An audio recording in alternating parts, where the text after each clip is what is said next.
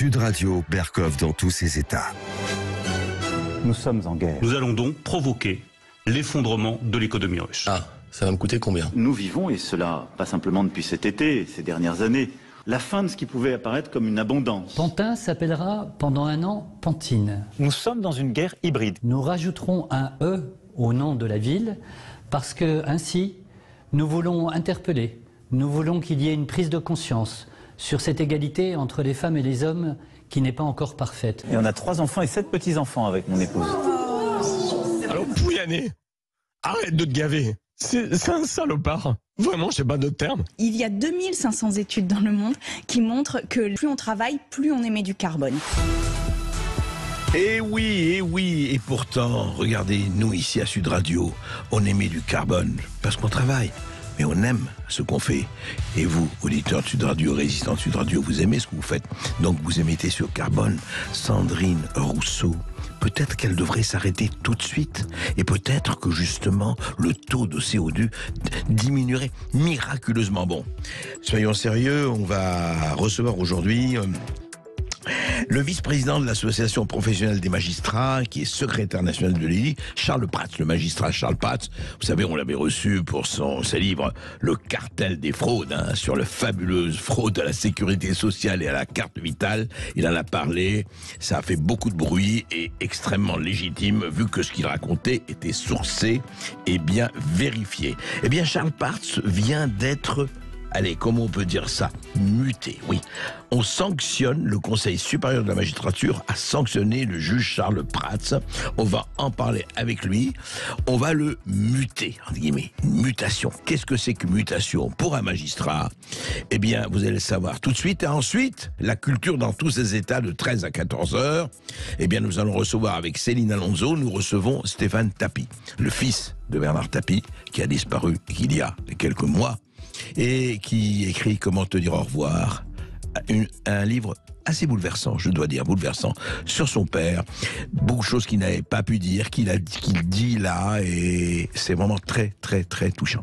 Donc, on passe 1 heure, Céline et moi, à interviewer Stéphane Tapie. Vous voyez, je disais Bernard, parce que j'ai très, très bien connu Bernard Tapie, et voilà, le lapsus, il est émotionnel, et oui, excusez-moi, ça m'arrive aussi d'avoir des émotions. À tout de suite.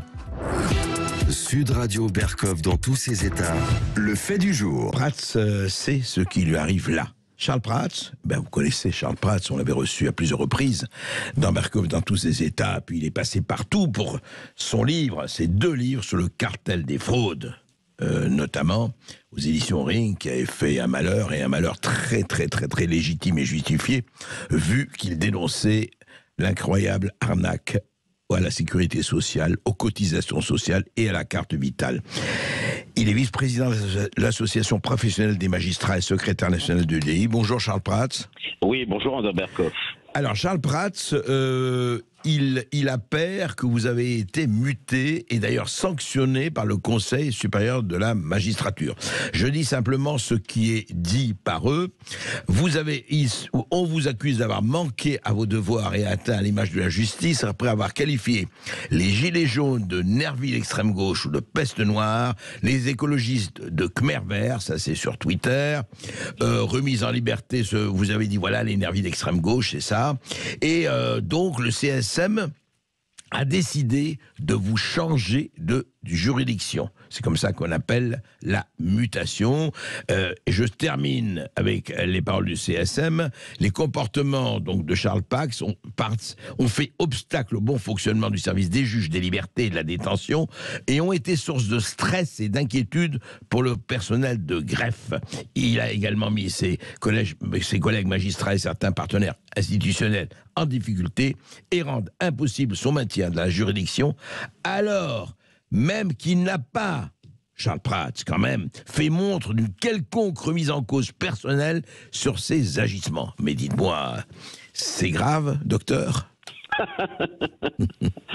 Écoutez, je suis toujours vivant. Ouais. Non, alors très très clairement, parce que la presse s'est fait l'écho de choses un peu erronées. J'ai été effectivement sanctionné par le Conseil supérieur de la magistrature lundi dernier d'une mutation d'office, d'un déplacement d'office, oui. pour avoir fait 3 tweets, 2 en 2019 sur les Black Blocs, les Antifa, etc., où en fait je condamnais un incendie criminel qui avait été mené à Paris au cours d'une manifestation de Gilets jaunes. Alors je précise que je ne qualifiais pas les Gilets jaunes de peste, etc. La presse s'est un petit peu trompée. Mes tweets visaient les Antifa et les Black Blocs. C'est ça.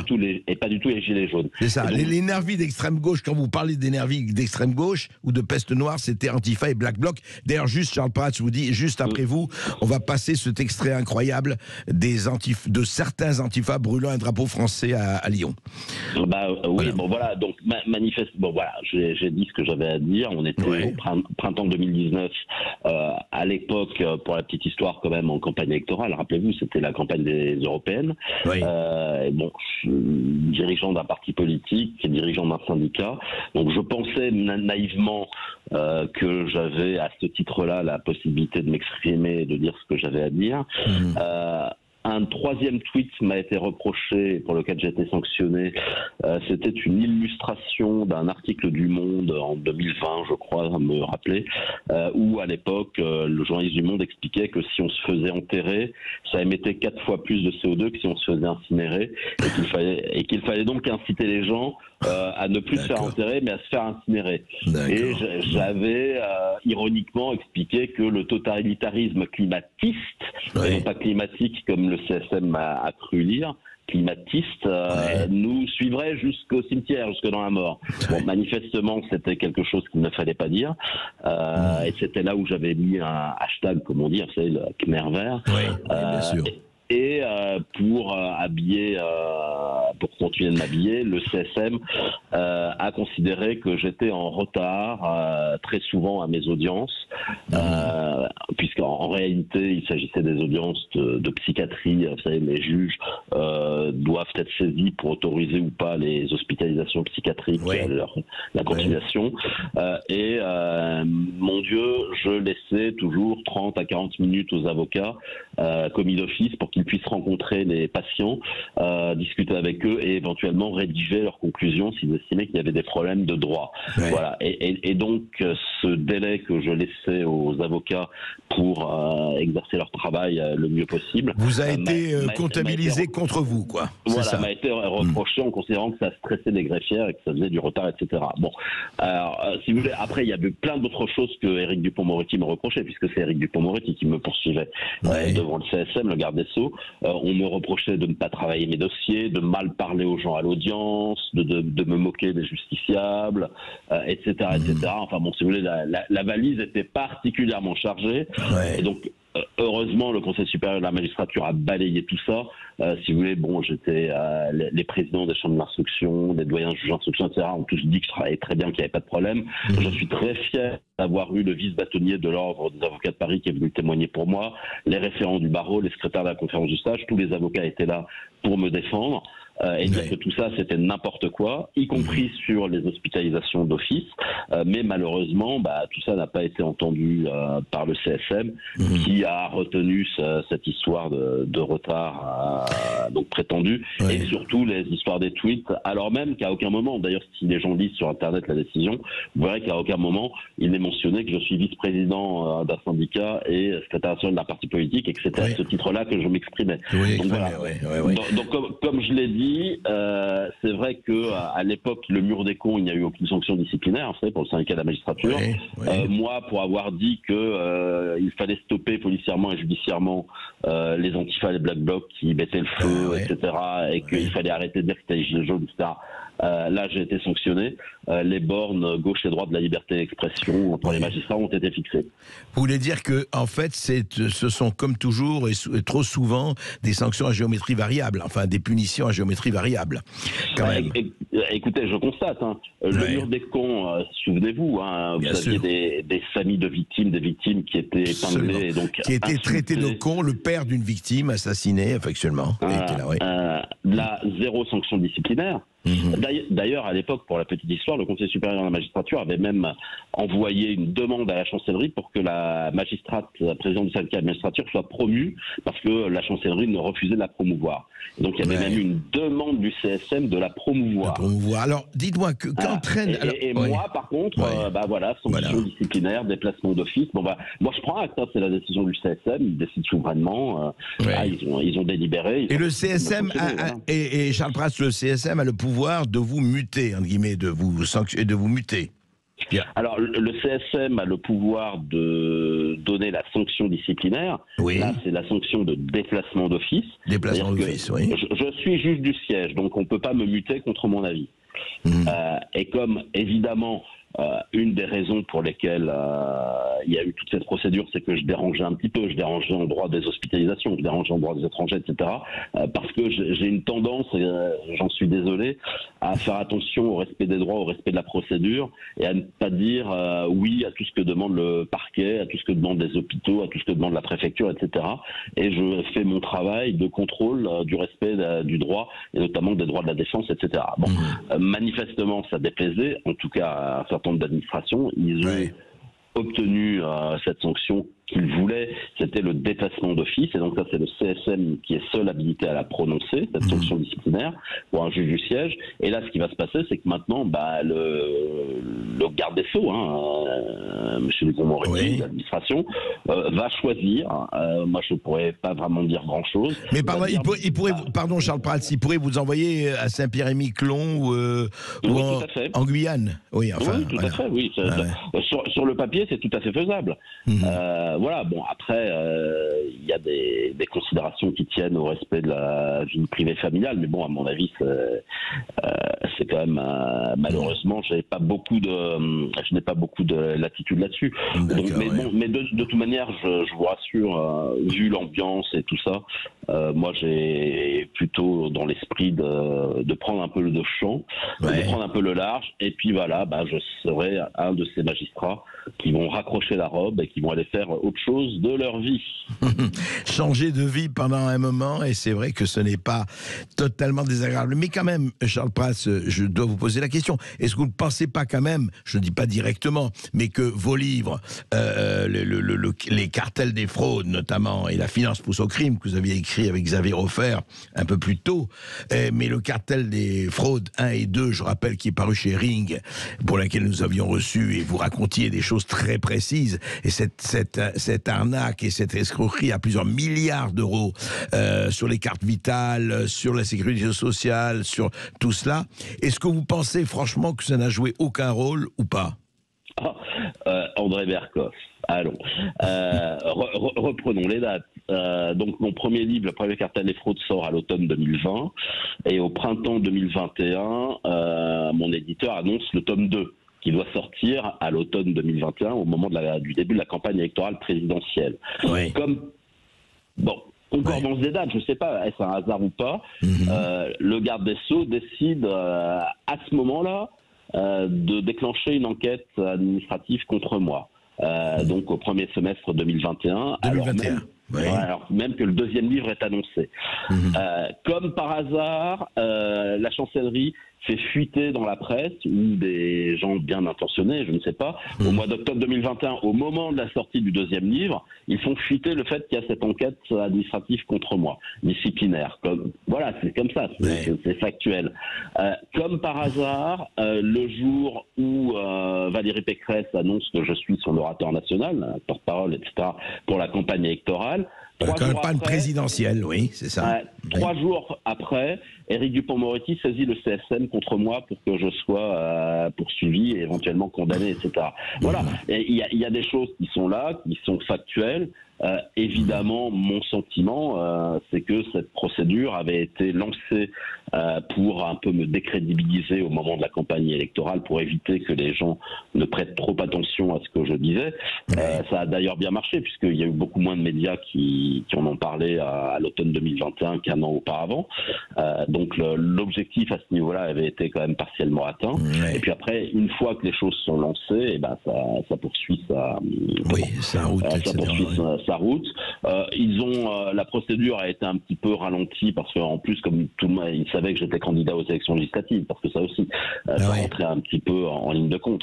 Donc j'ai dû faire une campagne électorale en province, chez moi en Haute-Savoie, avec, bien sûr, vous imaginez bien, des gens qui disent ah oui, mais il y a une enquête contre lui, machin, etc.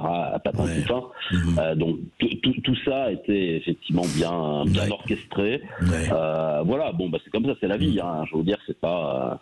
Cela étant, ça ne m'atteint pas au niveau de la santé, de ma famille, etc. Bon, voilà, ça fait partie des choses de la vie quand on a des engagements publics et politiques. Voilà. Et puis, vous savez, André Berkoff, vous êtes bien expérimenté depuis des décennies. Vous savez que la roue tourne en la matière et que ce qui est aujourd'hui ne sera plus demain et que les choses peuvent parfois s'inverser. Tout à fait, Charles Prats. Mais alors justement, vous allez profiter peut-être en prenant du chant, comme vous dites, peut-être d'écrire aussi un autre livre, ou pas? Alors écoutez, je sais pas, j'ai plutôt dans l'état d'esprit d'abord de m'occuper un petit peu de ma famille et puis de mes parents qui ont un peu besoin de moi ces temps-ci. Et aussi, vous savez que je suis aviateur, que je pilote. Donc, alors quels sont vos projets? Parlez-nous de... Peut-être vous avez un projet précis dont vous pourriez parler? Écoutez, non, très clairement, j'avais commencé à lancer une association de pilotes bénévoles pour lutter contre le braconnage des éléphants en Afrique. Vous voyez, ça n'a rien à voir avec tout ça. En lien avec une amie, Stéphanie Vergniaud, qui a créé une ONG de protection des éléphants en Afrique. Et donc, l'idée est de participer, d'appuyer son ONG avec de la surveillance aérienne pour lutter contre le braconnage des éléphants, notamment. Donc voilà, donc là, je vais avoir un peu plus de temps pour me réoccuper de tout ça. Et donc, vous savez, pour un aviateur, voler, c'est quand même quelque chose de vrai et de passionnant. Donc, je vais avoir beaucoup plus de temps pour moi et puis pour voler. Et puis, après, il va bien falloir que je travaille. Donc, vous savez, je sais faire du droit, plein de choses. Donc, on verra bien. Mais vous ne renoncez à aucun de vos engagements, Charles Prats? Ah non, absolument pas. Là, vous voyez, je suis en train de travailler sur la problématique de la réforme des retraites, sur justement la nécessité d'avoir des mesures de lutte contre la fraude avant de commencer à vouloir réformer les retraites, etc. Parce que je ne vais pas aujourd'hui, sous prétexte d'une sanction qui me serait infligée, dire l'inverse de ce que j'ai toujours dit, à savoir que notamment une réforme des retraites ne serait acceptable que si d'abord on lutte contre la fraude aux finances publiques, fraude fiscale, fraude sociale, parce que sinon les gens ne l'accepteraient pas, ce serait injuste et ils auraient bien raison de trouver ça injuste. Donc là l'idée est de travailler, bien sûr je suis en contact avec nos présidents de groupes parlementaires, de mettre en avant le fait que le conditionnement de toute réforme des retraites, c'est d'abord de prendre les mesures de lutte contre la fraude nécessaires pour lesquelles on se bat depuis des années, parce que sinon ça va pas pouvoir être voté, c'est pas possible. Et si on veut trouver, le gouvernement n'a pas de majorité. Le gouvernement n'a pas de majorité à l'Assemblée et au Sénat, donc il va bien falloir discuter. Oui, enfin il va utiliser le 49.3 comme d'habitude. Vous savez très bien. Juste, Charles Prats, est-ce que vous pensez qu'il est plus facile de protéger les éléphants d'Afrique que de gérer les éléphants des partis politiques ou les éléphantos? Les éléphants. Écoutez, je pense en tout cas qu'il est plus simple de protéger effectivement du braconnage des éléphants d'Afrique que les éléphants du Parti socialiste. Je crois qu'on en a eu encore un exemple cette nuit. Oui, c'est vrai. Charles Prats, merci. Merci. Écoutez, on vous souhaite bonne route et bon courage. Et en tout cas, relisez, je dis ça aux éditeurs de Sud Radio pour ceux qui ne l'ont pas lu, relisez les 2 tomes du Cartel des fraudes. Et c'est vrai que quand on veut trouver des milliards, peut-être qu'on pourrait les trouver chez cette extraordinaire monnaie sonnante et trébuchante qui disparaît un peu partout. Je rappelle simplement que nous sommes les copropriétaires de la Maison France, que nous avons des syndics que nous avons élus et qu'on peut leur demander, qu'ils soient de droite, de gauche, du centre ou d'en haut ou d'en bas, on peut leur demander quelques comptes. Merci Charles Prats. Merci André Berkoff. Sud Radio Berkoff dans tous ses états. Les perles du jour. Notamment à Lyon, un incident qui a été évidemment filmé, et diffusé sur les réseaux sociaux. C'est quand même un spectacle qu'on aimerait ne pas voir, ne plus voir. C'est quoi? Eh bien, c'est 2 Antifa. Je ne dis pas que ça représente tous les Antifa, mais enfin, ça s'appelle Antifa. Ils sont sur le toit d'un immeuble à Lyon, et qu'est-ce qu'ils font? Eh bien, écoutez, il y a des pompiers en bas, parce que les pompiers sont là pour, effectivement, s'il y a des incendies, s'il y a de la casse, etc. Et voilà ce qui se passe. Écoutez. J'ai brûlé le drapeau français, c'est de... Putain! C'est chez nous, là!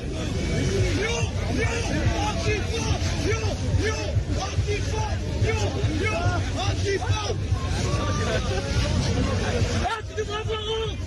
Tu devrais y avoir honte! On est français!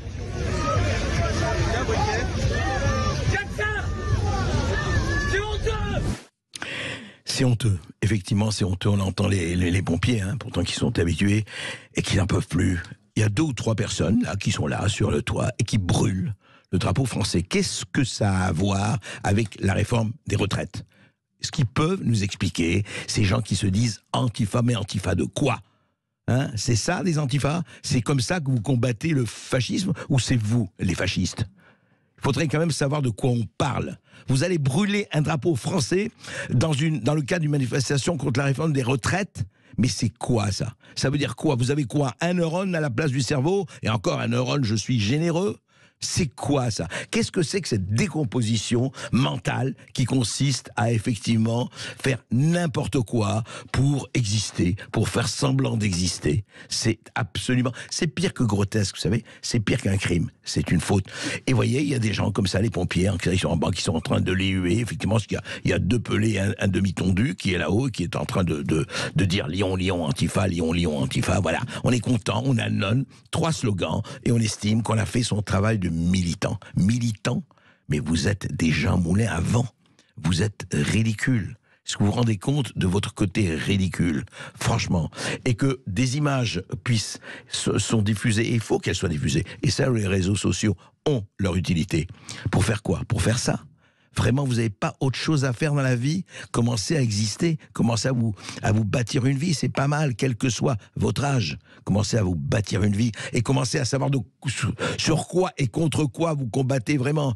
Parce que ceux que vous combattez, mais ils rigolent, ils disent s'il n'y a que des clowns comme ça pour nous combattre, eh ben on a encore vraiment beaucoup d'avenir.